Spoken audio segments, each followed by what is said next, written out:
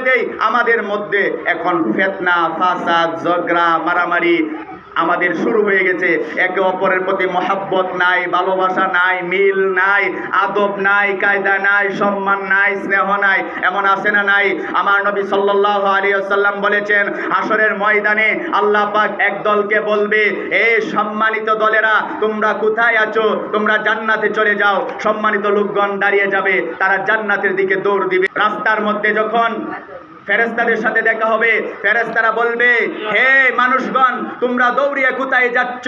তোমরা কারা? তখন ওই লোকগুলা জবাব দিবে, আমরা হইলাম সম্মানিত মানুষ। আল্লাহ তাআলা বলেছেন, যারা সম্মানিত তারা দাঁড়িয়ে যাও এবং আল্লাহর জান্নাতে চলে যাও। তাই আমরা দৌড়িয়ে জান্নাতের দিকে চলে যাচ্ছি। তখন ফেরেশতারা বলবে, তোমরা কিভাবে সম্মানিত হলে?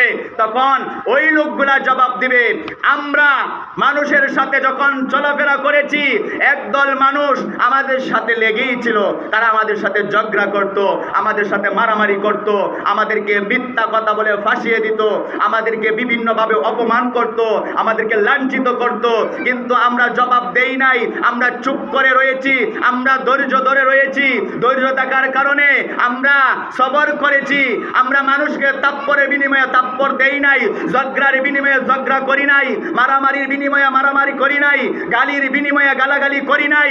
সেই জন্যই ধৈর্য ধরার কারণে আমার আল্লাহ তাআলা আমাদেরকে সম্মানিত করেছেন এবং আমাদেরকে জান্নাতে যাওয়ার ব্যবস্থা করে দিয়েছেন। কত দামি কথা! আপনি ধৈর্য ধরবেন। আপনি যদি ধৈর্য ধরতে পারেন তাহলে দেখবেন এই সংসার, এই সমাজ, এই এলাকা একদিন সোনায় সোহাগা হয়ে যাবে। আমরা তো একে অপরকে ভালোবাসতে পারি না। আমার নবী সাল্লাল্লাহু আলাইহি সাল্লাম বলেছেন, হাসরের ময়দানে আমার আল্লাহ তাআলা বলবেন, হে লোক সকল, তোমাদের মধ্যে এমন কারা আছো যে একে অপরকে ভালোবাসতে তোমরা দাঁড়িয়ে যাও এবং জান্নাতে চলে যাও? জান্নাতে যাচ্ছে এমন সময় রাস্তায় একদল ফেরেশতার সাথে দেখা হবে। ফেরেশতারা জিজ্ঞাসা করবে, তোমরা কারা? তোমরা কোথায় যাচ্ছ?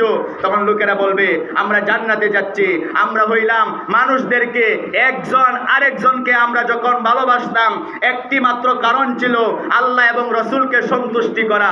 আল্লাহ এবং রাসূলের সন্তুষ্টির জন্য মানুষকে ভালোবাসতাম, মিলেমিশে চলতাম। এই জন্যই আজকে আল্লাহ আমাদের উপর খুশি হয়ে আমাদেরকে জান্নাতি বানিয়ে দিয়েছে।